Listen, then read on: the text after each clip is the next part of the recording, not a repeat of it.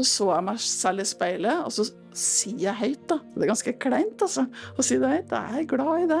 Og jeg begynte å hulke, og jeg skjønte ikke bare hva det som skjer. Vet du hva, det her endrer meg så raskt. Det endrer meg så mye, jeg får det så mye bedre.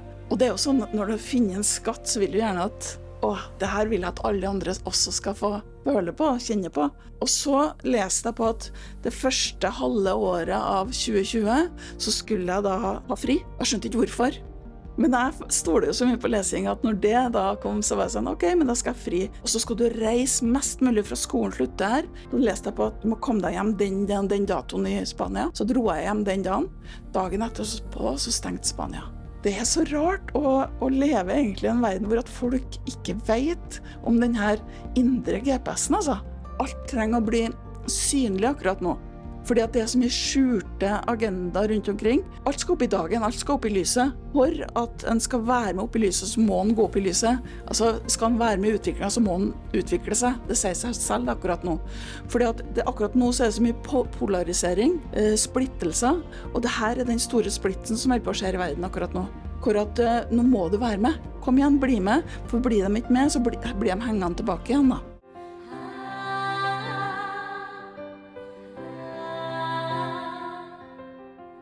Marit Reitan, hjertelig velkommen skal du være tilbake på podcasten. Tusen hjertelig takk. Jeg har jo intervjuet deg mange ganger tidligere. Visst har du det. Og vi har jobbet mye sammen. Vi har faktisk skapt 3 kurs tidligere. Nå blir det et kurs til. Jeg har hatt så mye glede av også å gå på din skole, Agape-instituttet, som i år feirer 20-årsjubileum. Og da synes jeg det var perfekt at vi kan ha en liten samtale om deg i hele denne reisen. Fordi du har altså drevet dette instituttet i over 20 år, og det har vært en skole, du har hatt hundrevis av elever, kanskje 1000 også, gjennom det forløpet der. Og du har også gitt readinger i underkant av 10 000 readinger. Og det er mye, altså jeg vet ikke noen i Norge som har gjort det samme. Og da tenker jeg at her ligger det mye erfaring. Du har snakket med så mange mennesker, du vet, du har jo da en følelse av hva folk står i, hva folk sliter med, og du kan jo selvfølgelig ikke dele det, men du har jo et inntrykk av, ok, dette er det som kanskje gjør at folk får gjennombrudd, dette er det de fleste står i, og så er det Marit i alt dette her. Hvor står Marit i det? For jeg tenker at du har gitt så mye til andre over alle år, og så lurer jeg på hvordan din egen utvikling, din egen selvutvikling har vært gjennom disse årene. Og så er det kanskje noen som er helt nye til deg også, og da har jeg lyst til å begynne med hvor hele reisen startet, slik at vi forstår hvor du kom fra. Fordi jeg vet det var et øyeblikk hvor du sto foran speilet mange, mange år siden, og det satte i fart hele den karrieren, hele det livsforløpet du har hatt siden det. Det er snart 30 år siden faktisk. Og jeg var i en situasjon i livet som mange ville kalle en livskrise. Og så dro jeg på hytte for meg selv, og så hadde jeg med meg en selvutviklingsbok. Louise Hay, jeg tror den het Helbred ditt liv. Og så var jeg sånn, ja, den boka ble jeg trekt mot. Så den tok jeg med meg, og husker at jeg lå der første morgenen i en sånn anneks på denne hytta da, ved sjøen helt alene, og så var jeg sånn, hva består det her av, og hva skal jeg lære her, og hvorfor har jeg tatt med denne boka, og så begynte jeg å lese i den, så var en av de første øvelsene var at jeg skulle gå bort til speilet, og så skulle han se seg selv i speilet, og så skulle han si at han var glad i seg selv. Så teit, synes jeg. Så patetisk. Ja, det er også så enkelt. Ja, nei, det var noe en teit øvelse, men ok, jeg skal nå være flink pike da, så skal jeg nå gå og gjøre det da. Så var det et sånn lite bad på den annekset, går bort til speilet, litt sånn arrogant, nonchalant, eller hva man skal kalle det. Og så jeg meg selv i speilet, og så sier jeg høyt da, for jeg skal si det høyt. Det er ganske kleint altså, å si det høyt. Jeg er glad i det. Så meg rett inn i øynene, og der kom det, tårene spruta, og jeg begynte å hulke, og jeg skjønte ikke bare hva er det som skjer, hvorfor reagerer jeg så sterkt på det her?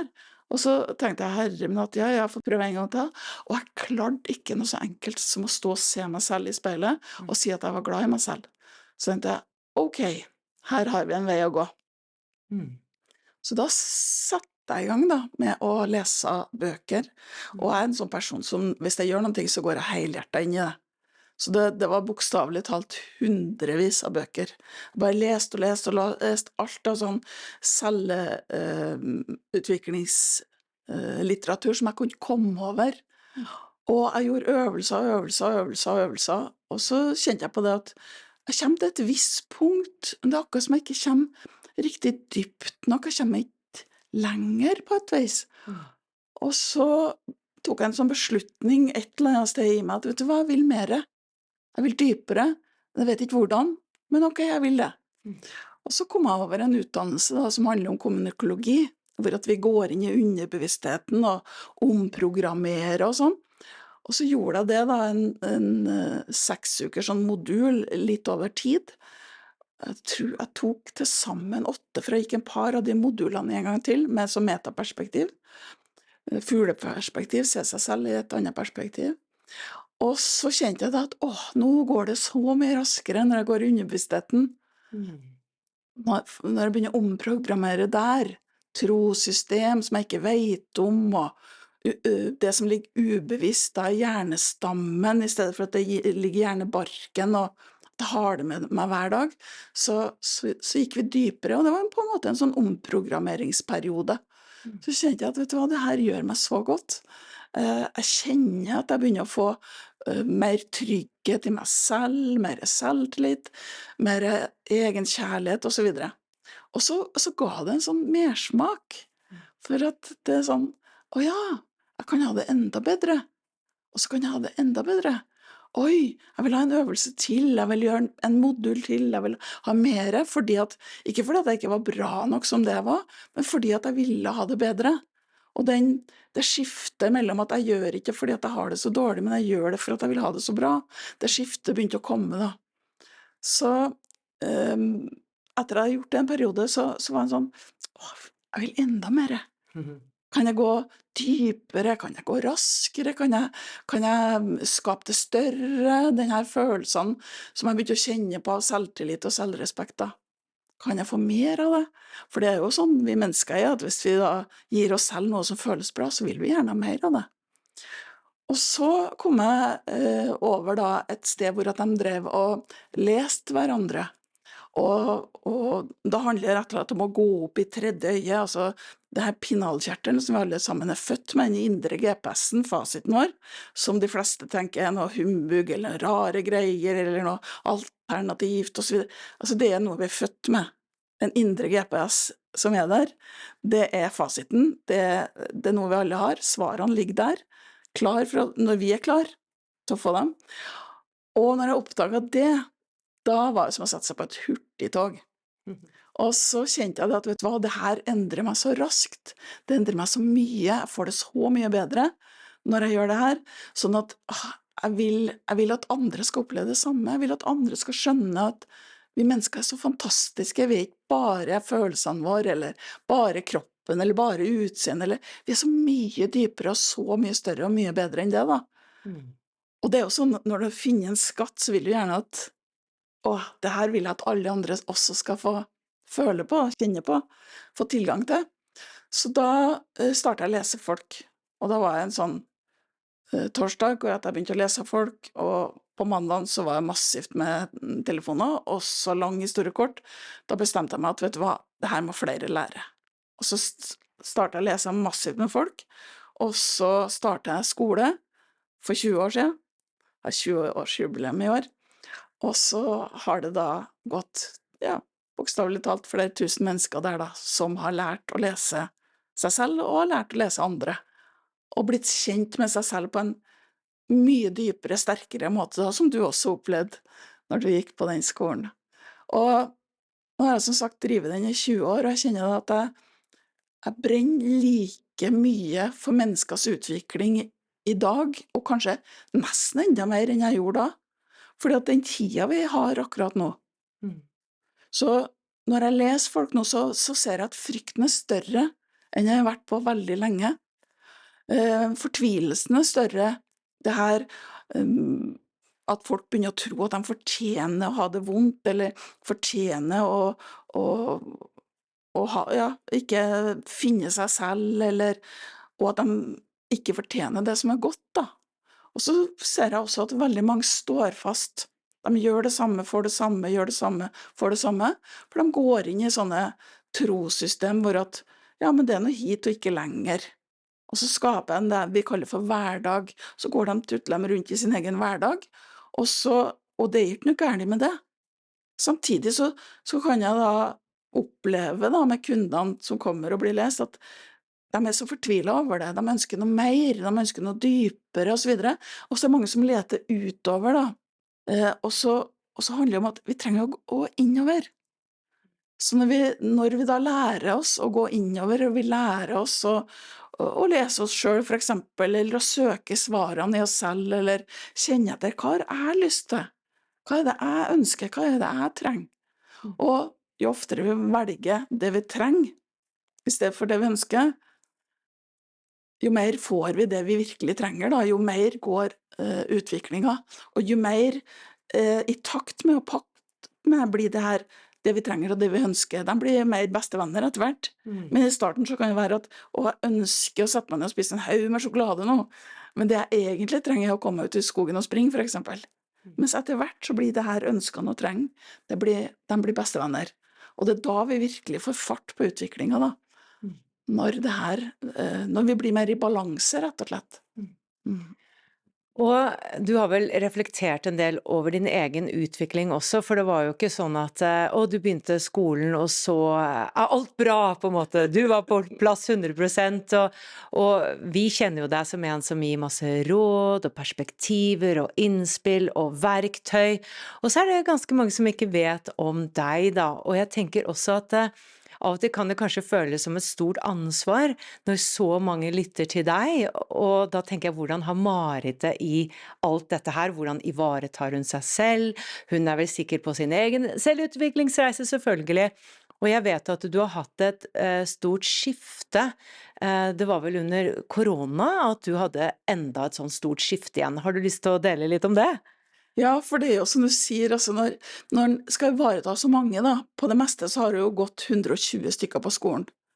Det gjorde jeg en stor endring på etter koronaen, for da brukte jeg det som en sånn brekkstang da, til at ok, nå handler ikke kun om å gi mest mulig utover og ivareta flest mulig, for jeg ble så ivrig da når jeg så transformasjonen til folk, ikke sant, hvor at jeg for eksempel som starter på skolen, som er veldig sånn sjenert og beskjeden, og så ser jeg hvor hun vokser, og ser hvor hun utvikler seg, og hun deler masse, rekker opp handa masse, ser at du får selvtillit og så videre.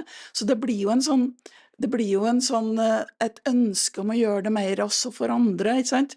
Så etter hvert så merker jeg det at når det var på det meste da, når du har 75 stykker på venteliste som står og tripper og vil ha time, har masse kurs, hadde masse kurs foran meg, hadde ikke tid til å ivareta meg selv, og det begynte å skje ting sånn, plutselig så gikk ei vannpumpe på eiendommen min, det var sånn, oi, oi, oi, nå har ikke jeg vann inne i huset, hva gjør jeg nå? Altså det begynte å skje en del sånne ting, og da skjønte jeg at ok, nå skjer det noe som gjør at jeg er nødt til å stoppe opp.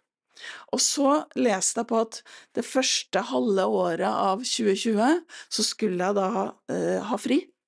Og jeg skjønte ikke hvorfor. Men jeg stoler jo så mye på lesing at når det da kom, så var jeg sånn, ok, men da skal jeg fri. Har ikke noe lyst til det, i det hele tatt. Jeg føler ikke at jeg trenger det engang. Jeg vil ikke. Og så hadde jeg lest på det, og så hadde jeg også lest da, det hører med til historien, at jeg leste på at jeg skulle si opp det fantastiske kurslokalet i Oslo, som da kostet flesk mye i måneden, rett før koronaen kom. Uten å vite at korona kom. Uten å vite at koronaen kom. Så si opp lokalet ditt i dag, og så skal du ha fri, og det var da i midten av 2019, og så gjorde jeg det. 2 timer etter jeg lest på det, så gjorde jeg det, og det var jo drømmestedet mitt. Jeg hadde jo ordnet så fint, det var peister, og det var 3 sofaer, og det var svært kursrom, og kjøkken og alt mulig, ja. Nå er det heller på å gjøres om til hotell da, faktisk. Men i hvert fall så leste jeg også på at du skal holde det siste kurset i Oslo den 7. og 8. mars, og så skal du reise mest mulig fra skolen slutter her i november, og fram til slutten av januar skal du reise mest mulig. Så var jeg i Tanzania, var i Thailand, jeg var i Spania, så leste jeg på at du må komme deg hjem den datoen i Spania, fra Spania, det var siste frist.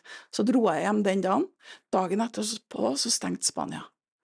Så holdt jeg det kurset i Oslo, 2 dager etterpå så stengte Oslo. Eller var det 3 dager, jeg spiller ikke noe rolle, 2-3 dager etterpå, ja. Og da var jeg sånn, ok, nå har jeg fri. Og det er sånn at hvis den da, som jeg hadde da gjort i mange år, går der og tar imot, gjør en endring her, endring der, jeg gjorde jo de øvelsene som jeg også satte i gang elevene med, samtidig så kunne ikke jeg gå fullt og helt inn i det, for det var så mange å ivareta. Så jeg gjorde litt der, litt der, litt der, litt der, litt der, litt der, kjente at jeg fikk det bedre og bedre og bedre. Samtidig så har jeg jo mine traumer i bagasjen, og når 2020 kom da, når det var plutselig stille rundt meg, da tok jeg en beslutning at, vet du hva, nå skal jeg lese kun 2 per dag på telefon, og så er det min tur. Mm. Og da smalt det. Mm. Skikkelig. Det var sånn, jeg hadde brekte ribbein i ryggen, altså 2 svære ribbein nederst i ryggen. Jeg fikk sånn kraftig influensa, så at jeg lå hele, altså 14 dager, nesten 3 uker. Jeg ramlet ned i brønnen, der de holdt på å lage den der nye pumper og alt det her, for det hadde de åpnet opp, og så hadde de bare lagt over en planke. Jeg kom i mørket, ramlet nedi der. Altså, det var sånn, jeg kan jo fortsatt, altså, for det var sånn ene ting etter den andre, inn etter tredje, etter fjerde. Ok, du skal ligge flat. Og så gjorde jeg det, og da kom alle traumene. Altså det som jeg ikke har rukket å få løst, det som jeg pirket litt borti, for det er sånn at vi fungerer jo på den måten, vi mennesker, at hvis vi ser oss selv som en sånn, som en følelsestank da, hvis vi fyller på masse bra, så etter litt tid så kommer det grumset som er på bunnen opp, altså. Og i og med at jeg kan jo prosessene, jeg vet jo, jeg skjønner jo at ok, her stilner det. Det er jo sånn når folk drar på ferie for eksempel, så får de seg ofte en sånn smekk, eller de blir dårlig syk, eller et eller annet skjer hos mange da. Eller at de er så slitne første dagene at de ikke klarer å gjøre noen ting. Det er jo litt i miniformat, men det her kom i maxiformat. Fordi at jeg mistet ganske mange på kort tid, altså 5 ganske brutale dødsfall i min nærmeste krets, som var ganske hårreisende og horribel, og så jeg rakk ikke å bearbeide det ene før det neste kom, før det neste, før det neste, og så gikk jeg ned skikkelig fortelling. Og da var det sånn, kroppen hadde sånn PTSD-symptomer. Det var sånn, hvis jeg dusjet, så måtte jeg ha dusjen på det laveste, for det måtte sildre, for kroppen min tålte ikke, kjente jeg. Og da var jeg sånn, da måtte jeg spørre meg selv, hva trenger du nå? Hva trenger du nå? Hva trenger du nå? Hva trenger du nå hele tiden? Fordi at jeg måtte ivareta, for jeg kjente at det her sitter så i kroppen. Jeg skal takle det, fordi at jeg vet prosessen, jeg kan det her, ikke sant? Så jeg vet at nå skjer det masse her. Men kroppen, den måtte jo få lov til å kvitte seg med. Så jeg ble altså så vanvittig sliten, at det var sånn, å gå fra A til B var nesten helt umulig, for jeg klarer nesten ikke å slepe beina av gårde. Og så fikk jeg sånn, jeg kan sove i 10 minutter, og så bråvåkne til at hele kroppen var i panikkmodus. Og så fikk jeg roa den, og det er fint, bare få det ut, det går bra, bare få det ut av systemet, og så lå jeg ristet og sånn, det går helt fint, og så sovnet jeg igjen, og så hadde jeg klokk foran meg, for jeg hadde behov for kontroll. Hvor lenge søv jeg egentlig? Er det en overdrivelse når jeg tenker at jeg ikke søv noe lenge, for eksempel? Så da la jeg klokk foran meg, for det kjente jeg at jeg trengte. Og så jeg sånn, nå sover jeg 8 minutter, nå sover jeg 7 minutter, nå sover jeg 15 minutter, oi, nå klarer jeg 20, ikke sant, sånn.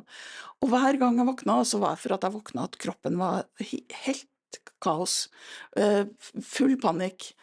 Alt ristet, og hjertet dundret, og jeg var svimmel og alt sånt. Og så fortalte jeg meg selv at vet du hva, her er naturlig. Fordi at du har undertrykt såpass sterke traumer opp gjennom livet ditt, og såpass mye dødsfall opp gjennom livet ditt, at jeg bruker fleip med at jeg har en hel kirkekår som en sånn heiagjeng bak der. Du må jo ha litt galgenhumor også. Men i hvert fall så gikk jeg ned i det her, og tillot det da til å skje, og så har jeg stoler sånn på kroppen, jeg stoler på på sjelen, at vi gir ikke oss mer enn vi trenger. Så tenkte jeg, vet du hva, nå vet jeg at jeg skal ha fri et halvt år, så å si. Og dermed så kan jeg la det her få lov til å komme. Jeg kan la det her få lov til å skje nå, fordi at jeg skal jo fortsette å lage kurs, jeg skal jo fortsette skolen, jeg skal jo fortsette å hjelpe mennesker og så videre, så da må det her ut av systemet. Og, og det pågikk i noen måneder, og jeg gikk til og med til det skrittet at jeg sykmeldte meg, og sykmeldte meg 80%. Legen sa, du må være 100%, det her er alvorlig. Så sa jeg vet det er alvorlig, men jeg har på en måte kontroll, for jeg lar det skje. Og så handler det også om at jeg er så glad i å jobbe, så jeg er nødt til å gi meg noe av det som gir meg næring også, for det trenger jeg. Og så kan jeg la kroppen få lov til å hvile resten av dagen og gi den næringen den trenger og så videre. Og da gjorde jeg det her, og det er jo en ekstremt kraftig prosess.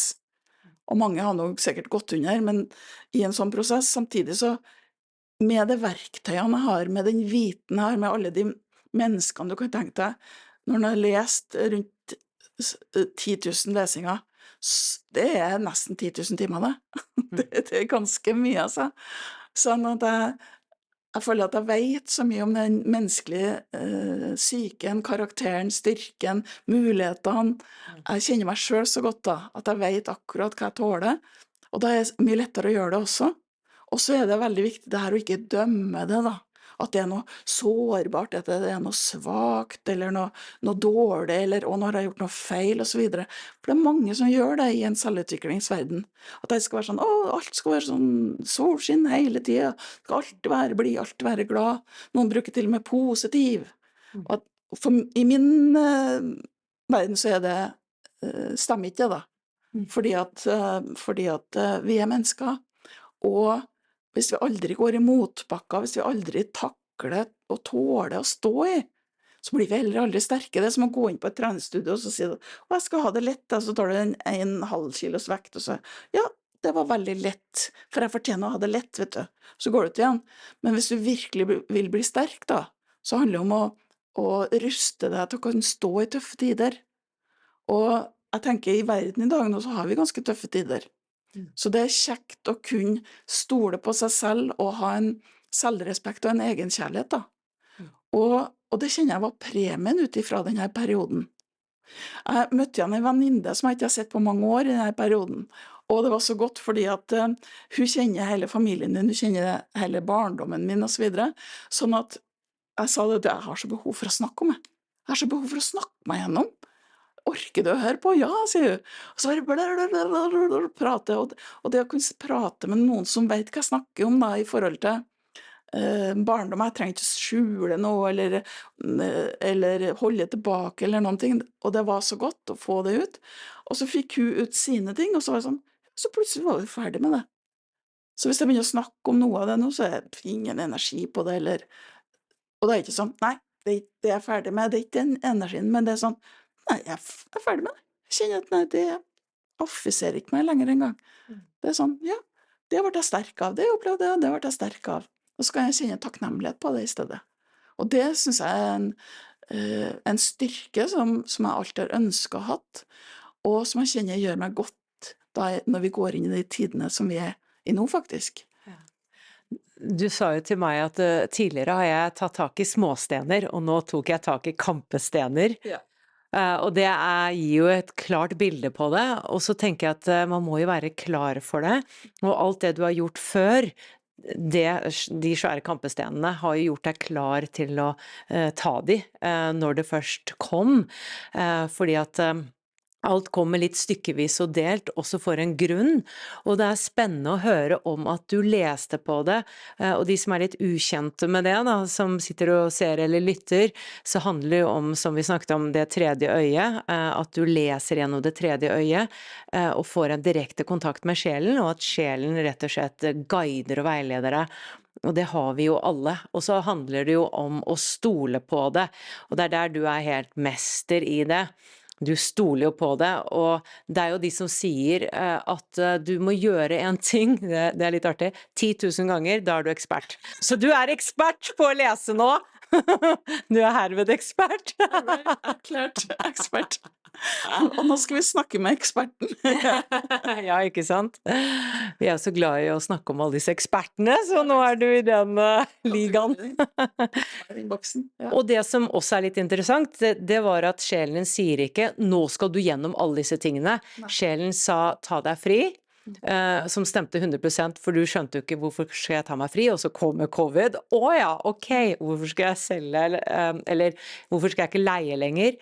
Ja, ikke sant, at den la det på rad og rekke for deg, men den fortalte ikke hva som skulle skje, den forberedte deg ikke på det, og det tror jeg er noe av det at, for man kan tenke sånn, får ikke du alle svar, Marit? Får ikke du bare svar på alt? Kan du ikke spørre om alt? Men du sier jo, og det synes jeg er så viktig å få frem, vi får svar på det vi er klar for å høre, og det ligger jo ikke vekst hvis vi skal få svar på alt, for da får vi jo ikke gjennomlevd det, vi får ikke forløst det. Så det er jo fantastisk med den spirituelle reisen, fordi vi får masse verktøy, samtidig så skjer livet, men vi håndterer det på en annen måte, tenker jeg. Absolutt, og så tenker jeg det er sånn, Gud, så kjedelig livet skal vært hvis vi skal visste hva som er rundt hver eneste sving. Jeg har ikke hatt noen nysgjerrighet eller noen ting, og jeg sånn, ja, orker jeg gå rundt den svingen, for jeg vet jo hva det er der. Og hvis jeg ser livet som en sånn poster, da, sånn orienteringsløp, og hvis jeg visste hele ruta, hvis jeg visste hva alle postene inneholder, nei, gidder jeg springe da? Nei, jeg vet ikke. Ikke sant? Så noen ganger så må vi rett og slett ta det valget da, at vi må stole på. Og sånn når det gjelder lesing for meg, så er det sånn, altså jeg har jo drevet skolen i 20 år, og har jo lest i 23 år, og 10 000-vis, så hvis at jeg ikke hadde stolet på det, da skulle jeg vært ganske tungnem, altså. Fordi at jeg sitter jo der daglig, og folk blir lest da i 45 minutter, i 45 minutter, med ganske dype, personlige ting da. Situasjoner, egenskaper, løsninger, you name it. Og så blir de helt sånn, ja, herre, men at, jeg kjente igjen alt, og så bra at du kjenner igjen, sier jeg, fordi at jeg vet jo da at de tar imot mer når de kjenner igjen det selv. Og hvis at jeg har suttet der i 23 år og enda ikke har trodd på det, det har vært litt for langt. Så det valget der jeg bare måtte ha tatt for mange år siden. Når jeg startet med det her, og med første kunden, så måtte jeg ta det valget. At vet du hva, nå er jeg skikkelig redd her, jeg sitter når første kunden kommer, får jeg til det, kan jeg er god nok for tiden, alt det tullet her, så måtte jeg legge det ved siden av meg, og lese den personen, og så kan jeg kaste det der. Og det måtte jeg kaste første gangen jeg leste noen, altså, fordi at det var sånn, det er jo så stort, og enn hvis jeg tar feil, ikke sant, og så videre. Og så til slutt så forsvinner jo, for det er jo fakta. Ikke sant? Og det er så rart å leve egentlig i en verden hvor at folk ikke vet om den her indre GPS-en, altså. Og det her, og jeg kan se sånn, første gangen når folk begynner å lese seg selv, og sånn, kan jeg stole på det? Er det riktig? Har jeg feil, enn hvis, og så videre. Fordi at når vi begynner å lese oss selv, så hvis vi tenker det her som en metafor da, at vi har en som beholder, så all tvilen ligger jo på toppen og sperrer for, vet du. Sånn at når vi starter å lese oss selv, så er det tvilen vi møter først, og vanskelig å fortjene og alt det her, og så er det sånn at når vi fortsetter så går nedover, det er da vi virkelig finner det gullet. Og så er det jo alt vi trener på, blir vi bedre på, og det er jo rart med oss voksne da, at vi ikke husker. Vi gjør jo ikke det stort sett, de fleste av oss husker ikke at vi var barn, og at vi har krabbet og krabbet og krabbet, først klarte vi å krabbe, og så klarte vi å gå. Vi alle går, og det har vi øvd på om og om og om igjen, og ga oss ikke. Men når vi er voksne så er det sånn, nei, jeg prøvde, men jeg fikk det ikke helt til. Ja, og så røver vi fra oss selv. Ja. Jeg var i skoleelever for mange år siden som sa det, at vet du hva jeg gjør i stedet? Jeg har tatt vekk de 2 første bokstavene i ordet prøve, og så øve. Og det synes jeg var så fint sagt. Fordi at alt vi øver på blir vi som sagt gode på. Så det sier seg selv.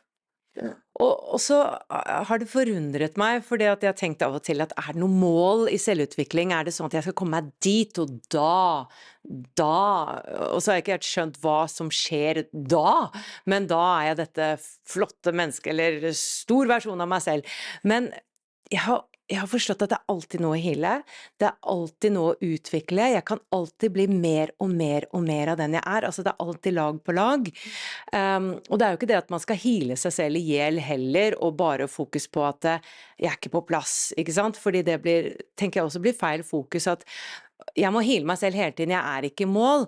Samtidig så det alltid et lag. Og jeg trekker det sammen med at universet ekspanderer, sies det, at alt utvikler seg. Det eneste som konstant endring. Så vi i endring, og slik jeg ser det da, fra et filosofisk perspektiv, så lærer universet, altså universet oss, eller skaperen, eller kilden, og kilden utvikler seg gjennom oss. Så jeg ser det på en måte som at livet eller kilden oppdager nye sider av seg selv gjennom meg som Jannicke. Og derfor det så spennende med selvutvikling når du tar imot de gavene da. Det en berikelse, synes jeg, og det ikke bare at alt fint og fryd og gammen, ikke sant? Det litt humper, men du tar det imot på en annen måte, sånn, oi, ok, her skal jeg utvide meg, her skal jeg ekspandere. Og du hadde jo enda en sånn ekspansjon nå for en tid tilbake, hvor du virkelig landet da. Har du lyst til å dele om det? Etter at det her virkelig turbulente var over da, når alt det her jeg tillot og ivaretok, og så gikk jeg inn i en sånn 2 måneders sånn fredsperiode, for å kalle det, fredet meg selv helt. Da var det sånn, ingen sosiale event, jeg sa nei takk til alt, jeg fikk av invitasjoner og så videre, og så gikk jeg, da var jeg sånn Marit minutt for minutt, og da var jeg sånn, hva trenger du nå? Har du lyst til å sove litt lenger til? Vil du det? Vil du det? Vil du det? Og så tok jeg en sånn veldig sterk lyttende til alle mine behov hele tiden. Sånn veldig sånn overdrevet på et vis, men samtidig, det ga altså en sånn indre ro, som jeg aldri har kjent på i mitt liv noen gang. Og det vokste fram en sånn respekt, en sånn, jeg har jo alltid hatt respekt for meg selv, så jeg tenker på som 15-åringen, så når jeg tenker tilbake så hadde jeg ikke så høy selvtillit på enkelte ting, men jeg hadde veldig selvrespekt, men det kan ikke sammenlignes med den styrken den i dag, for da det sånn at det handler ikke om en sånn egostruktur og mine ting viktigst og alt sånt, men det handler om at, vet du hva, når jeg har kommet ned til den jorda her, som den sjelen jeg i dag, og har valgt å blitt det her mennesket, så må jeg ha også respekt for det. Fordi at jeg skal være her, herifra, den datoen kommer jeg ned, og så har jeg tidsreise, og så skal jeg ut der.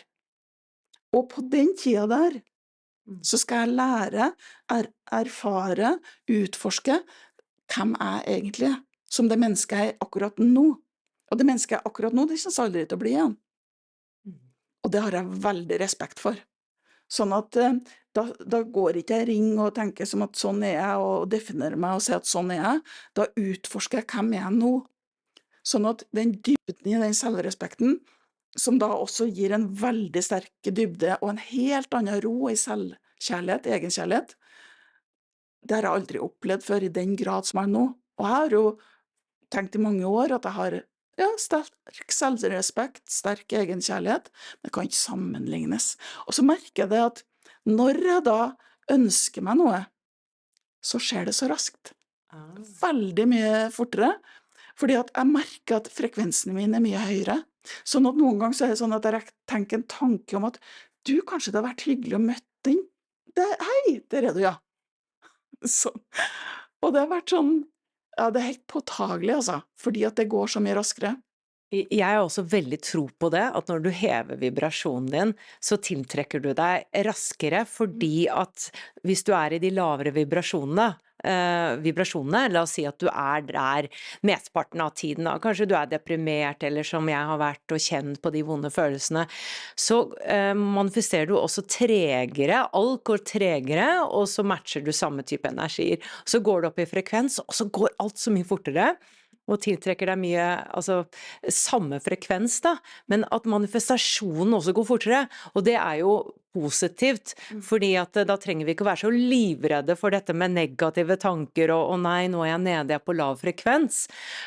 Fordi skal du være i eller er du i en sorg, så skal man la seg selv være i den sorgen. Så når du var i det arbeidet med deg selv, så skulle du la deg selv få være der og virkelig forløse det. Det er ikke da du skal begynne å tenke positivt. Slettes ikke. Samtidig så er det jo sånn at når jeg gikk inn i den sorgen da, så er det ikke sånn å stakkars meg, jeg har mistet, og ned sånn, og så går det ikke ned i frekvens. Jeg trenger ikke å gjøre det når en har det hardt eller vondt. Fordi at når vi går ned i frekvens, det er hvis at vi blir stående fast, hvis vi føler at vi ikke kommer noe videre, hvis at vi blir veldig tungsinnige og sånn, da går vi nedover i frekvens. Og hvis vi kaster positivt og negativt, så blir det mye lettere, for at, ok, nå er jeg nede i kjelleren her, og så har jeg da en retning, og det er oppover. Og i en sånn sorg da, så det å ta seg selv virkelig på alvor, og fortelle seg selv at, vet du hva, det her var såpass brutalt at, vet du hva, du skal få bruke den tida du trenger, og det å sjekke inn hele tiden, hva trenger du nå, hva trenger du nå, hva trenger du nå? Fordi at det er altså så sterk en prosess å gå gjennom, at vi trenger den egenkjærligheten vi kan skape i en sånn situasjon. Sånn at det å de her tunge tingene som skjer i livet da, for livet er jo sånn. Nå har jeg mistet begge mine foreldre, for eksempel. Jeg mistet min mor da i mai i fjor.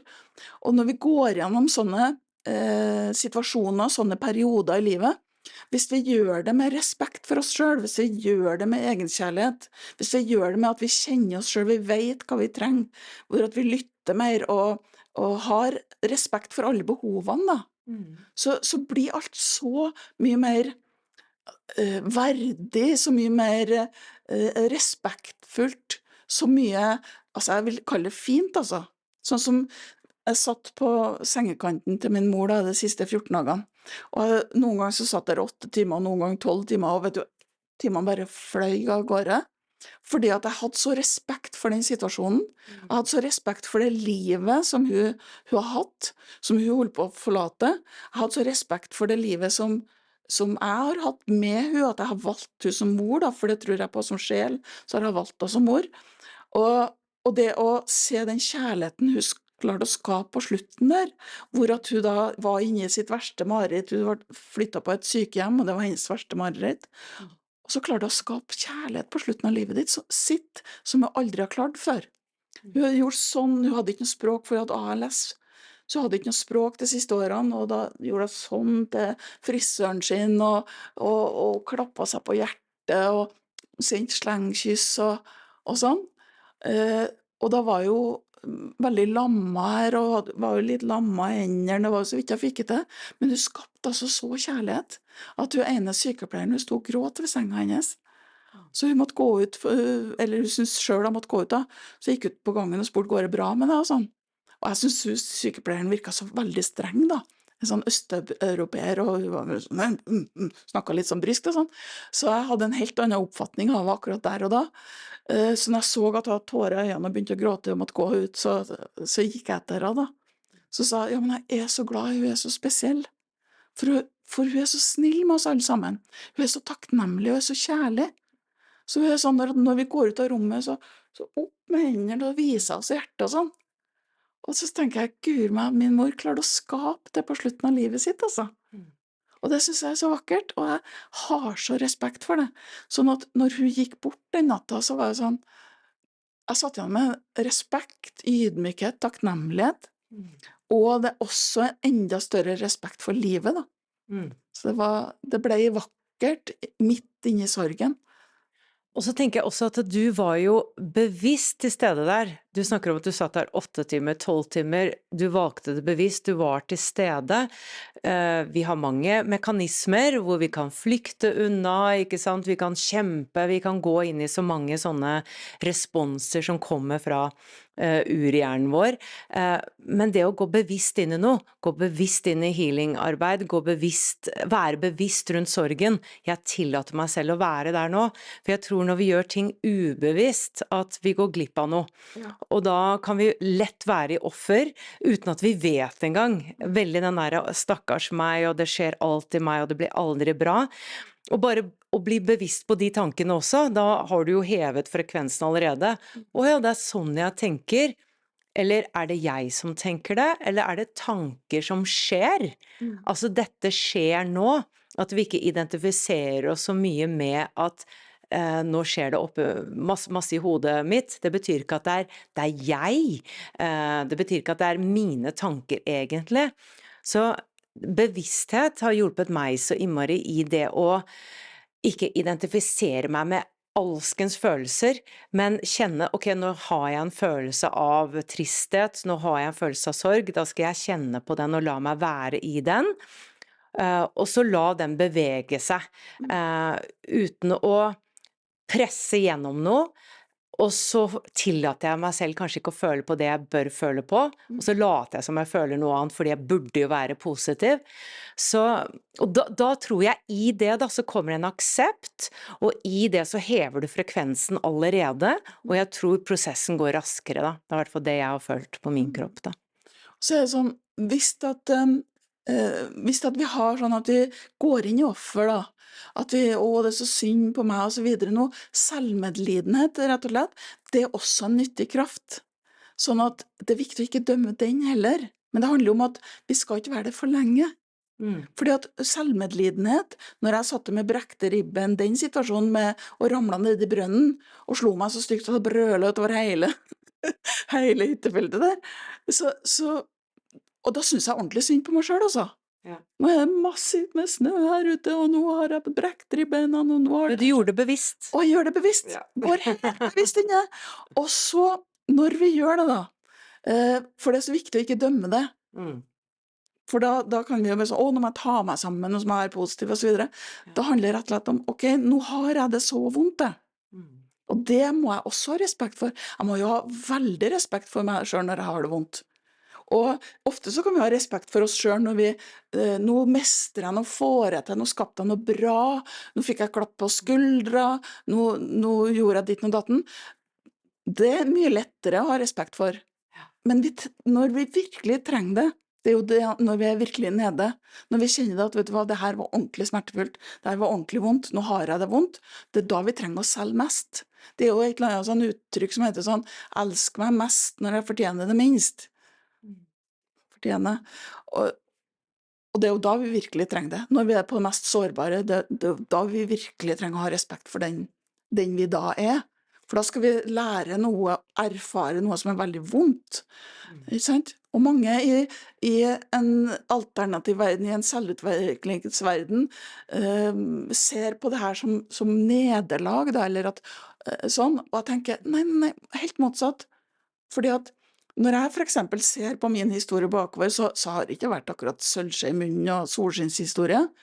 Og det er jeg så takknemlig for. Jeg har så respekt for det. Fordi at jeg tenker hvis jeg har gått ja, og så gjorde jeg det, så ordnet det seg, så gikk alt så veldig fint. Hvor er da innsatsen, hvordan får jeg de svære musklene hvis jeg ikke gjør en innsats for meg selv? Hvis alt da bare gått fremover sånn, så da kan jeg ha blitt kanskje bitter eller sur, eller begynt å kreve av folk rundt meg, eller skal alltid ha det lett, eller lettvint, eller... Så jeg tenker vi mennesker har godt av da, å oppleve vonde ting, og kjenne på smerte. For vi får jo virkelig kjenne hvem vi er, helt inn i kjernen av oss selv. Og jeg tenker det hele poenget med å være menneske, det blir kjent med meg selv. Hvem er jeg når jeg lykkes, hvem er jeg når jeg føler at jeg mislykkes, hvem er jeg når jeg er sårbar, hvem er jeg når jeg er sterk, hvem er jeg, og så videre. Men folk dømmer veldig fort da, seg selv, og dømmer dermed også fort andre. Kaller folk for energityver, eller ghoste hverandre, eller du er ikke bra nok for meg, eller vi skal tro det samme, eller og så videre. Men da stopper stopper vi en del av læringa, da. Fordi at som du sier, vi må være bevisst, vi må leve bevisst, for da tar vi virkelig imot. Og vi må tørre å gå ned i dybden, og vi må tørre å gå opp i høyden, og vi må tørre å søke balanse. Og det er jo det som jeg ser som meningen av livet, da. Det er ikke meningen at vi skal skynde oss på den reisen for å komme frem til Soria Moria, eller Perleporten, eller hva det er. Altså, hele poenget er jo å finne ut hvem kan jeg være nå. Så som jeg sa tidligere, jeg hadde selvrespekt. Det kan ikke måle seg med den selvrespekten jeg har i dag. Jeg hadde egenkjærlighet, kan ikke måle seg med den jeg har i dag. Så vi kan hele tiden skape bedre, ikke fordi at det ikke var bra nok det vi var, men for at oi, det her stedet har jeg aldri vært før. Det her er en annen frekvens. Oi, her var det spennende. Hvordan kan jeg leke med den? Hva kan jeg skape ut ifra den her? Jeg blir blown away da, hele tiden over hvor fantastisk dette universet er, og hvor mye som er der ute, og hvor fantastisk store vi er. Jeg har jo hatt noen sånne åndelige opplevelser også, en sånn mystisk opplevelse en gang, hvor jeg bare vokste meg selv større og større og større. Det var en meditasjon hvor jeg følte at jeg så hvor stor jeg var, og hvor store vi alle er. Og det var uendelig, jeg bare vokste og ble større og større og større. Og så tenkte jeg etter jeg på en måte våknet opp fra den opplevelsen eller visjonen eller hva det nå enn var, men det føltes veldig virkelig da. Så tenkte jeg, hvorfor kan jeg ikke ha den følelsen hele tiden? Hadde jeg gått rundt med den følelsen, så hadde jeg jo vært i Soria Moria, som du kaller det, eller vært opplyst eller hva. For da hadde jeg virkelig sett sannheten om hvem jeg er. Men så var det sånn, så er jeg tilbake i lille meg-følelsen, hvis du skjønner. Altså Jannicke, som jeg kjenner Jannicke da. Men det ga meg i hvert fall et anker og en forståelse av at ok, dette er sannheten om deg, Jannicke, og alle andre. Og that was the good news, altså. Og dette her med egenkjærlighet, jeg tenker vi mener virkelig radikal egenkjærlighet, og det går jo på å elske alt, selv de styggeste sidene av oss selv når vi er på det mest misunnelige, eller hovmodige, eller smålige, eller gjerrige, eller alle disse sidene, fordi vi alle har dem jo i forskjellig grad. For jeg tror når du aksepterer alle disse sidene av deg selv, og det handler ikke om å ta action på det, det er ikke det jeg mener, men akseptere at nå kjente jeg den følelsen, nå fikk jeg lyst til det, og nå er jeg forbannet, eller nå føler jeg det og det, og akseptere det, det er en del av det å være menneske, for da gir du slipp på motstanden, for jeg tror vi forsøker så mye å være noe vi ikke er, i stedet for å omfavne det vi er, og gå derfra og utvide oss mer da. For vi kan være så mye, uendelig mye mer enn det vi tror. Det er sånn som, det er så viktig på skolen, så har jeg jo hatt, det første, helt frem til koronaen da, så hadde jeg jo ukentlig skole, 4 økter i uka. Og vi hadde forskjellige tema hver gang. Og så var det ofte sånn at vi sa det at når vi hadde et tema, for jeg leser jo på hvilket tema passer for klassen i dag, dem som er her i dag. Så leste jeg på det, holdt et foredrag om det. Og så leste vi hverandre på det etterpå. Og da er det sånn, når vi hadde det temaet, så wow, det her må være det største temaet som vi kan, hva finnes etter det her? For det var så stort, og wow, det her er jo nesten meningen med livet, ikke sant?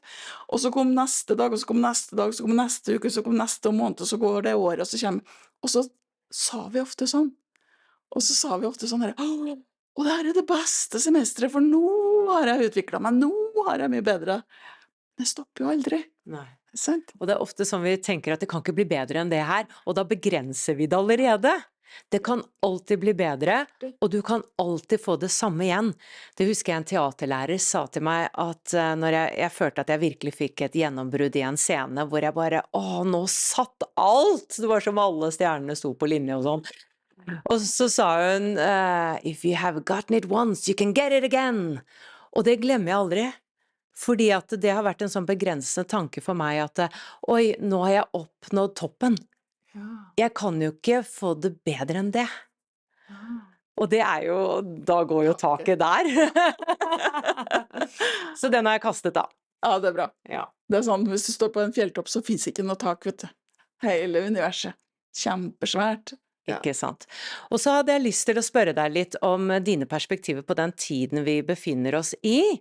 Fordi slik jeg oppfatter det, så er vi i et enormt bevissthetsskifte, hvor rett og slett vi er på vei opp i et nytt bevissthetsnivå, hvor vibrasjonen er høyere. For jeg tror at alt er energi, det er det jeg har lært, og tror virkelig på, og at energi vibrerer. Og nå er vi da på vei opp i vibrasjon, altså hele menneskeheten.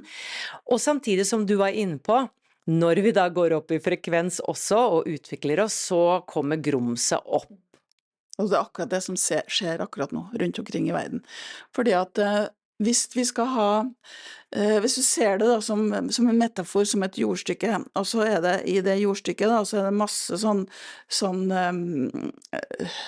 rotter eller mus eller et eller annet, hva det bruker å være i jord da, jordrotter eller noe sånt, og som lager masse kanaler, masse hull og utarmer jorda, og så får du ikke å plante noe særlig oppå der.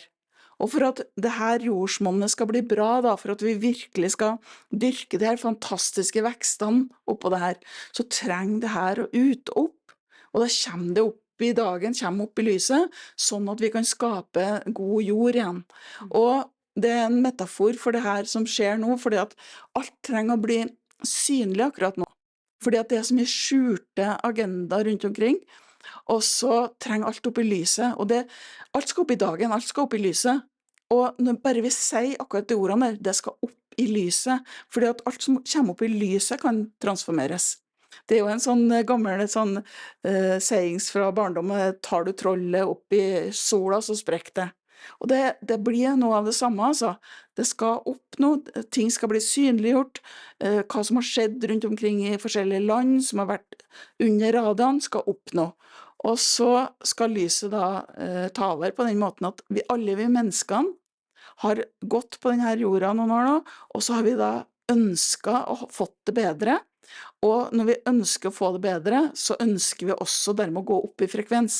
Noen sier på den måten jeg ønsker å få det bedre. Hvis du skal si det på en spirituell måte, så jeg ønsker å få en høyere frekvens, for det er det som faktisk skjer da. I det øyeblikket vi går opp i frekvens, når vi utvikler oss, så blir vi mer høyfrekvente vesen. Og da må alt det her som er lavere frekvens, det må opp og synes, det må opp i lyset, sånn at det kan bli belyst, sånn at det kan få være med videre opp, eller at det da forsvinner i jorda igjen. Og det ironiske, holdt jeg på å si, det er jo at da kan vi plutselig gå ned i frykt igjen, når frekvensen går ned igjen. Og derfor blir det et litt gap, de som går inn i frykt, og de som da aksepterer, ok, dette skjer, og ser det fra det perspektivet, og bare fortsetter å utvikle seg da. Det er det som gjelder nå, fordi at det skiller litt sånn klinten fra hveten akkurat nå. Og for at en skal være med opp i lyset, så må en gå opp i lyset. Altså, skal en være med i utviklingen, så må en utvikle seg. Det sier seg selv akkurat nå.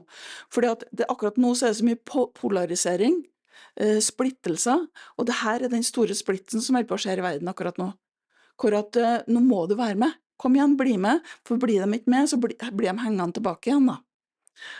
Fordi at alle skal opp i lyset, og en ting som er viktig å ha som en sånn betryggende energi eller tanke i bakhodet, hvis den synes at det er litt mørkt på jorda akkurat nå, så må man huske på at lyset vinner alltid. Det er sånn, hvis du går inn i det mørkeste mørke rommet, og du har en liten fyrstikk, så lyser så å si hele rommet nesten. Lite telglys der, så lyser hele rommet. Så lyset vinner alltid, det er noe som vi må ha i bakhodet, og jo mer lys vi skaper nå, hvert enkelt menneske, og det handler ikke om denne, jeg må være så positiv energien, men det er denne, nå må jeg gjøre noe godt for meg selv. Og det å skape frykt er jo ikke å gjøre noe godt for seg selv. Så det å betrygge seg selv i disse tider, det ordner seg, det går bra, verden trenger sort og hvit, det er natt og det er dag. Egentlig så vil jo det mørke og det lyse det samme, så vi kan gå fremover i trygghet, og så trenger vi den selvtilliten og selvrespekten og egenkjærlighet som vi kan opparbeide oss nå, sånn at vi da går trygt. Sånn som jeg fortalte tilbake i der tidene jeg har vært i. Tøft, heftig, kan støtte meg på egenkjærligheten, kan støtte meg på selvrespekten, og så går jeg trygt gjennom.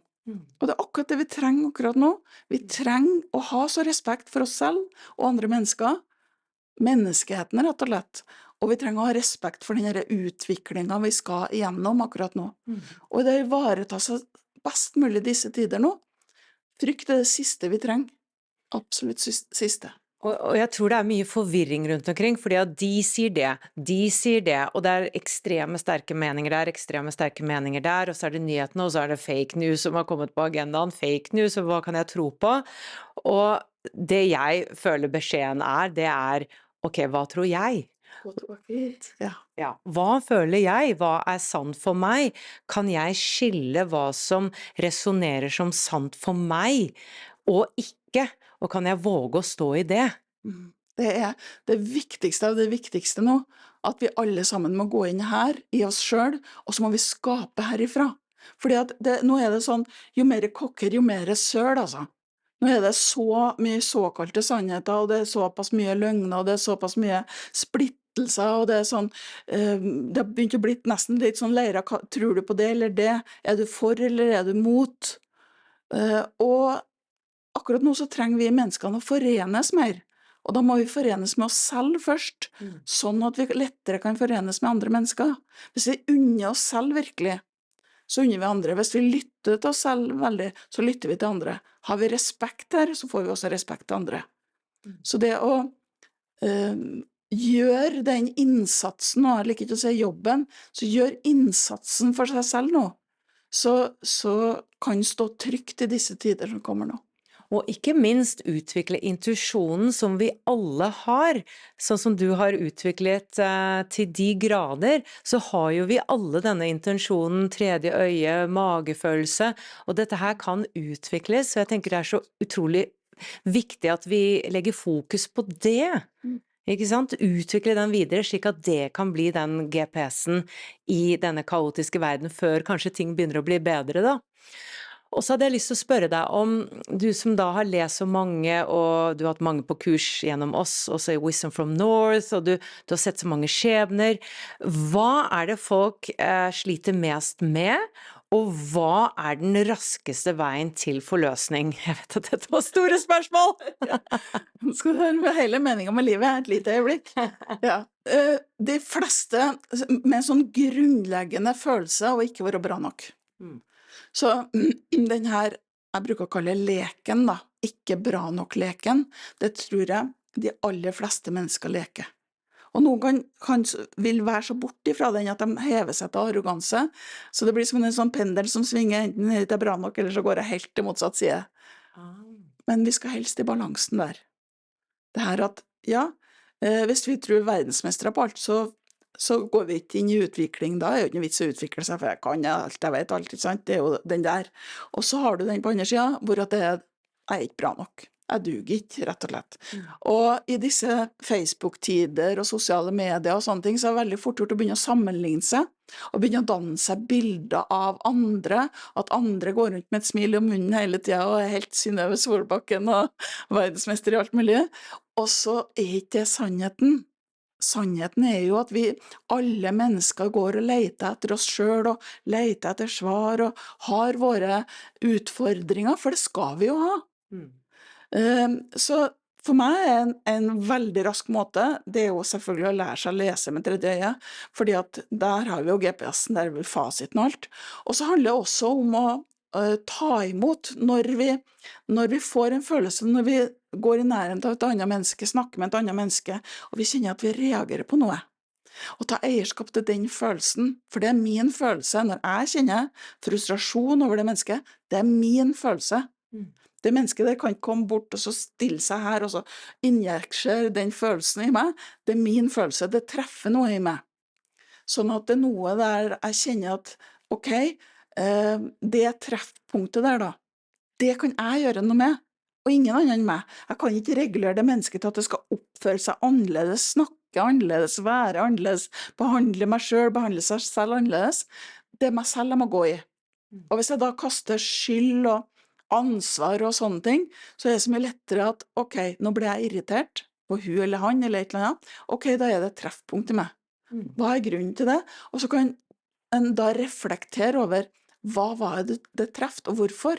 Og så kan en da ta en beslutning om at, vet du hva, ok, jeg fant ut, det handler egentlig om det og det og det og det fra barndom, eller det og det trossystemet, eller den og den holdningen, antagelsen, og så videre. Vil jeg ha det med meg videre, eller vil jeg si at her stopper det? Og hva vil jeg ha i stedet for?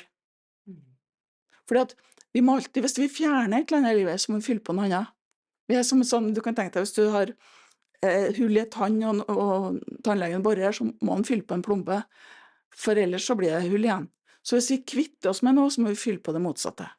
Og når vi gjør det, hvis vi går rundt og da tar imot sånne treffpunkt, matcher, som jeg kaller det i mitt språk, og hvis vi tar imot det, så får vi forløst, og vi får fylt på noe annet, vi får forløst og fylt på noe annet.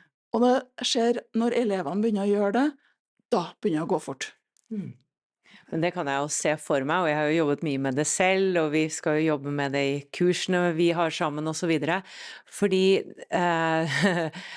da ser man så veldig sin egen projisering. Når man projiserer ting over på andre, plutselig så er du kommet hjem og er kjempeirritert, og så er alt partnerne gjør er bare feil, og så ser du plutselig at oi, dette her skjer i min egen verden, og så skilte jeg på den personen der, eller at ble kjempeirritert på at han gjorde et eller annet sånn, eller hun gjorde sånn. Det handler jo om meg og min verden. Og en annen ting, når du er forelsket for eksempel, da, så er jo forelskelsen i deg. Og det har jeg tenkt mye på, at ok, i forhold til min kjæreste, snart mann da, så er det jo mitt ansvar å holde den levende. Fordi forelskelsen skjer jo inni meg. Det handler jo om hvordan jeg ser på han. Det må jo jeg ta ansvar for. Det er ikke det at han skal gjøre alle disse tingene, så skal jeg føle et eller annet. Jeg må jo ta ansvar for den følelsen. Så det har fascinert meg litt, fordi at jeg har aldri tenkt sånn før, at det skjer jo i meg. Så da kan jo jeg også gjøre det med alt mulig annet, altså hvordan ser jeg på livet? Jeg kan jo skape disse følelsene, jeg kan jo skape det og det perspektivet på livet som jeg ønsker. Og det husker jeg i depresjonen min, så jeg jo hele livet som mørkt, men det var jo jeg også som skapte det, alt det grå. Jeg måtte jo begynne å se på livet annerledes, se magien i det, og det du fokuserer på, det er jo det som vokser, det er jo det du ser. Og det er jo litt artig å tenke på at når vi ser på farger for eksempel, jeg ser på den blåfargen der, eller litt sånn lilleaktig blå, eller hva jeg skal kalle det, så kan det godt være at du ser den fargen helt annerledes enn meg. Vi kan jo ikke forklare blå, vi kan ikke forklare grønn. Så alt er jo egentlig veldig individuelt, altså vi lever jo egentlig veldig på mange måter i vårt eget univers. Absolutt, absolutt. Nå trakk jeg det litt langt her, men jeg ble litt filosofisk. Så tilbake til egenkjærlighet, da, en lang vei til egenkjærlighet. Så det du gjør godt for deg, det du skaper i deg, i ditt eget univers, det er slik livet ditt blir egentlig. Og konsekvensene, de gode konsekvensene av det er jo da at du også hjelper andre og transformerer andre gjennom det også da. Og det er sånn, det er så vakkert, synes jeg, når vi mennesker forstår at vi skal ta eierskap til livet, at vi skal ta eierskap til oss selv, og at det å ta ansvar for meg da, at jeg tar ansvar for meg, det er ikke et tungt ansvar, det er faktisk selvrespekt og egenkjærlighet, og det gir en selvtillit, fordi at jeg er faktisk mitt ansvar. Det jeg føler, det jeg skaper, det jeg er, alt, det er mitt ansvar. Takk og lov. Ja, det er ofte at vi tenker at foreldrene skal ta ansvar, og det er alle andre som skal ta det ansvaret, og det husker jeg når jeg våknet opp til det at jeg må ta ansvar for mitt liv. Det var sånn, må jeg det? Filler, det er mitt ansvar, altså det er jeg som må gjøre dette her, altså, fordi det er litt det der, ja, men det er Gud sin feil, og det skjedde, og så bare havnet jeg her, men oi, det er jeg som faktisk må ta tak, og det er litt sånn ydmykende å komme til det punktet, men når man har kommet over det punktet, så blir det også en naturlig del, og så er det sånn man lever videre også, at man stadig tar den approachen til ting da, og det er jo det jeg kaller veldig empowering, altså det gir så mye kraft at du tar ansvar for livet ditt, og igjen denne bevisstgjøringen, og nesten ser hele livet som som en lesning, Mm. ikke sant? At alt som skjer rundt meg er det er en læring i det. Mm. Det er kanskje ikke tilfeldig, jeg tror ikke på tilfeldigheter, det er noe for meg, og på en eller annen måte har jeg skapt det. Mm. Men nå blir jeg veldig filosofisk igjen. Ja. Helt nydelig. Vi har veldig likt trossystem, hører jeg. Ja. Og det er sånn, jeg synes det er så vakkert, det. Når vi forstår, når vi kommer til det punktet, da, at vi forstår at det har lagt så mye til rette for oss selv, egentlig, på forhånd. Noen kaller det skjebnen. Og det å kunne gi oss selv muligheten, da, ved en lesning eller ved å ta ansvar, at vi gir oss selv muligheten til å velge ut ifra de mulighetene vi faktisk har. At vi da ser på den veien som er fremover, og så tar vi beslutning. Hvordan har jeg lyst til å oppleve tida fremover nå? I stedet for, å Gud, hvordan tider blir det nå? Så kan jeg spørre meg selv da, hvordan har du lyst til å oppleve det som det ligger framfor deg nå? Har du lyst til å skape mer moro? Har du lyst til å skape mer lekenhet? Har du lyst til å skape en større vennekrets? Har du lyst til å ha mer selskapelighet? Altså, hva har du lyst til å skape? Tanken om at vi selv da kan skape det, den blir så lett når vi først begynner å gjøre det. Det er sånn jeg tenkte sånn, jeg har lyst til å ha litt mer retreats rundt omkring. Og så 2 dager etterpå, så snakket jeg med ei som jeg snakket om før, kanskje vi skal samarbeide om et eller annet. Og så snakket jeg med henne på telefonen, og så sier jeg, du, men kan ikke jeg og du lage en retreat sammen da? Og der var det. Det var sånn, det jeg ønsker, og der er det. Så tenker jeg at vi mennesker, vi må ta det her ansvaret for oss selv, og vi må ta beslutninger om at, vet du hva, det her er mitt liv.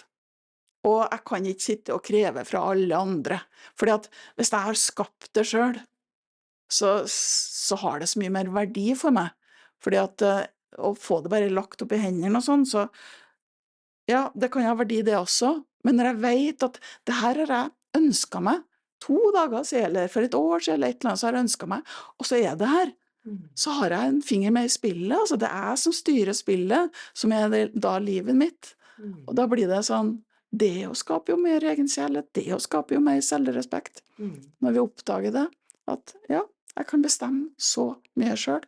Jeg er ikke prisgitt noen rundt meg. Noen. Ja. Og at altså, verden ligger for våre føtter. Det handler jo om perspektivet, og disse begrensende tanker om at jeg er for gammel eller sånn, og nei, har det ikke skjedd nå, så kommer det ikke til å skje. Men igjen, mye, at det er ikke begrenset. Begrensningene er i tankene våre. Ja. Og de er ofte da holdninger og antagelser fra barndom. Ja. Fordi at jeg kaller den barneoppdragelsen da, som har vært i veldig mange år, det kaller jeg, det er ganske brutalt å si, men det er makt. Fordi at når vi forteller andre hva de skal gjøre, nå må du sitte pent. Hva verden betyr nå det? Pent? Sitter du pent, eller er jeg pent, eller vi sitter jo helt forskjellig. Sitter jeg pent nå? Ja. Så når vi forteller barna hva de skal gjøre da, og hva som er feil, og hva som er rett, og sånn, for meg så blir det maktenergi. Når vi bruker kraftenergi i stedet, hvor vi da lar dem få lov til å utvikle kraften sin, hvordan har du lyst til å gjøre det? Har du lyst til det? Vil du det? Hvordan føles det å gjøre det? Ikke at vi kommer og forteller at den tegningen var fin. Men jeg kan jo synes at den var fin, men du kan jo også spørre da, hvordan føltes det? Er du glad? Koser du deg? Har du det morsomt? Wow, har du tegnet? Vi har en annen, skulle gjerne ha en annen struktur på det her med oppdragelse, for da drar vi opp og sier at sånn skal det være, kontra det her opplæring.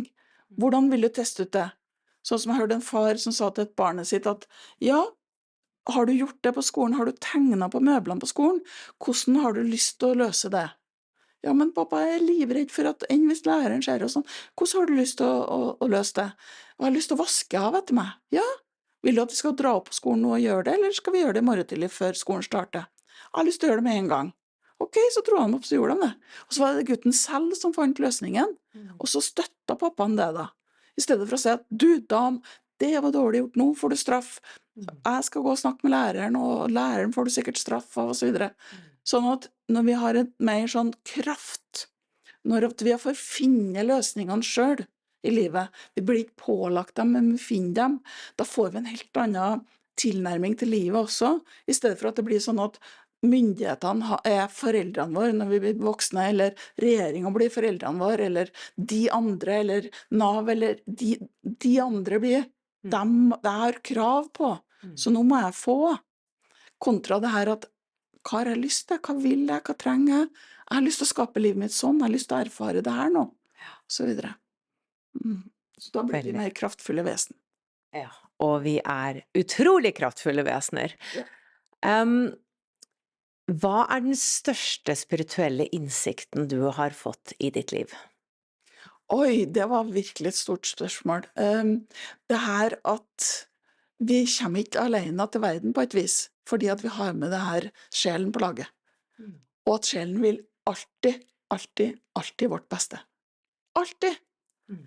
Og da kan jeg stole på det når jeg får beskjed, si opp lokalet ditt i dag. Ok, så jeg nesten begynner å grine når jeg skal gjøre det, men jeg drar opp og gjør det. Mm. Ikke sant? Så, og det å ha den her indre fasiten, GPS-en, sjelen, og vite at det er essensen av meg. Det for meg er å leve spirituelt. For jeg er veldig sånn, jeg er jo trønder, og jeg er en veldig jordnær person, og jeg liker det veldig sånn, du kan bevise, og det er fakta, og jeg er ikke så veldig høyflyvende av meg, for å si det sånn, veldig jorda. Så det å kunne leve da med det her på laget, og vite at, vet du hva, det er faktisk noe som, det er en kontakt vi har i oss, vi kan plugge inn den kontakten oppe i pinnhalskjertelen, og så når vi er der, så blir det klarere å høre, vi hører klarere, vi ser klarere, vi føler klarere, alt blir tydeligere. Og det er ren fakta, vi er født med det. Det er ikke noe sånn hokus pokus eller noe rart, vi er født med det. Og ofte så er det sånn, hvis folk for eksempel, jeg husker jeg som snakket om at du har sett en sånn selvutviklingsbok som var så bra for det, det var om visualiseringsteknikker, så hadde hun suttet og visualisert seg og tenkt for seg det hun ønsket seg, og så fikk hun det. Og det er jo helt fantastisk. Og det var sånn som folk, ja, visualiseringsteknikker, det er bra, og det har jeg hørt, og det skal jeg jo gjøre, og så videre. Men tvert du snakker om å gå inn i tredje øye, så tror folk at det blir noe sånn, å ja, da er det noe skummelt, eller noen skal velge å tro på, ikke tro på, og så videre. Men det er jo senteret for sjelen vår. Og vi har det alle sammen. Det er ikke noe hokus pokus, når vi søver om natta, så er vi der. Og når vi sitter og drømmer oss bort da, eller som jeg kalte når jeg var liten, for jeg var god til å drømme meg bort, så kalte jeg drømme meg til. For jeg drømte jo veldig om fremtid, og hvor jeg skulle, og hva jeg skal bli når jeg blir stor, og alt sånt. Store drømmer. Og når vi gjør det, så er vi automatisk oppe i tredje øye. Så vi er der alle sammen. Og så handler det om at, kan vi stole på oss selv? Selvfølgelig kan vi det. Det er jo den leken jeg snakket om i sted, den der, jeg er ikke bra nok en gang til å stole på den informasjonen jeg sitter og gir til meg selv. Selvfølgelig kan vi alle det. Selvfølgelig, det er din indre stemme. Det er din informasjon. Så det er sånn jeg bruker å si til folk at når de går opp i tredje øye, altså, enten så kan det være en følelse, det kan være et ord, det kan være et bilde, alt er informasjon. Alt den opplever når den er i det punktet, alt er informasjon. Og alt er ens eget. Og det er det jeg synes er så, det er så vakkert, det er så flott, det er så betryggende, det er så godt. Jeg vet at skjer det et eller annet i livet mitt, så kan jeg lese på hva handler det om, hva kan jeg gjøre, hvordan skal jeg håndtere det, og så blir det så enkelt, og så lett, og så kjærlig, og så respektfullt. Det blir så verdig på et vis, kontra det her å lete etter svar overalt, og leken ikke bra nok leken da. Og apropos det, så har du jo snakket mye om det, men jeg spør alle mine gjester om dette her. Hva er egenkjærlighet for deg? Egenkjærlighet for meg, da hadde jeg svart annerledes før enn jeg svarer nå, for nå kjenner jeg egenkjærlighet ut for meg, det blir nesten sånn, det klarer jeg ikke å snakke om meg, som en sånn god, genuin følelse, som er en blanding av respekt, og sterk kjærlighet, og ro, og en tilstedeværelse, sånn at jeg kjenner at det er akkurat som dagene nesten blir lengre, fordi at jeg er så til stede i meg selv. som jeg aldri har vært i livet mitt. Og det her, den sterkeste formen for egenkjærlighet, den starta nå i november, rett før jul. Og fram til nå så har jeg det er nesten så jeg går og bader i den følelsen. Og den får meg til å gjøre alt som er bra for meg. Den får meg til eh, om jeg har så vært kjempeglad i andre mennesker før, så blir jeg enda mer glad i dem nå. For jeg ser dem ut ifra lys, ifra mitt eget lys, da, indre lys, den kjærligheten som jeg nå da har. Og den er så Nei, jeg har aldri opplevd så sterk som den er nå, og den gjør meg veldig godt. Og det gjør at jeg velger mye, mye oftere enn før å ivareta meg selv på gode måter, og at jeg velger meg selv først. Ikke som en sånn egoistisk handling, men som en sånn naturlig trygghet, sikkerhet og ro, da. Og så kan jeg faktisk se at enkelte situasjoner, at jeg kan se på enkelte situasjoner og tenke, bra, nå kan jeg beundre meg selv for det, at jeg taklet, tålet og tok imot den situasjonen. Når jeg ser tilbake på hun som satt ved senga til mora si, for eksempel, så kan jeg se på, så kan jeg beundre den måten jeg tok imot det på. Den verdigheten og den respekten og den kjærligheten jeg tok imot det på. Og da kan jeg kjenne at det kan jeg enda nå et år etterpå kjenne på. At jeg har med meg, og at jeg er glad i meg selv fordi at jeg da tok imot det så veldig. Så den forsterker seg og forsterker seg. Og jeg kjenner at jeg endrer meg i den, fordi at jeg kjenner at jeg blir mer og mer ro og trygghet og godhet da, i meg, på grunn av det. Ja. Og så det største spørsmålet av de alle, som jeg spør alle, det hva er den dypere meningen med livet fra ditt perspektiv? Og det er helt klinkende klart å bli kjent med oss selv som spirituelle vesen. Og da mener jeg som både menneske og sjel på samme tid, sånn at vi vet at vi har med oss sjelen på laget, og at når vi skal ut på dypt vann, at vi vet at ok, si stopp da når jeg ikke kan gå lenger til sjelen, så da vet jeg at jeg kan gå dit og ikke lenger. Takk skal du ha for at du sier fra til sjelen. Og så tåler jeg såpass. Det er iskaldt, det er vondt eller vanskelig, et eller annet, og så plutselig så kan jeg kjenne at jeg blir kjent med meg selv. Når jeg går ut på dypet, eller jeg går ut i kaldt vann, som en metafor da, eller jeg står i situasjoner, og så har jeg den her tryggheten som jeg vet at jeg kan si fra til sjelen min, stopp meg når det er riktig, si fra når jeg må gjøre sånn, hvis jeg er ute og kjører, si fra når jeg skal svinge, hvis det er et eller annet.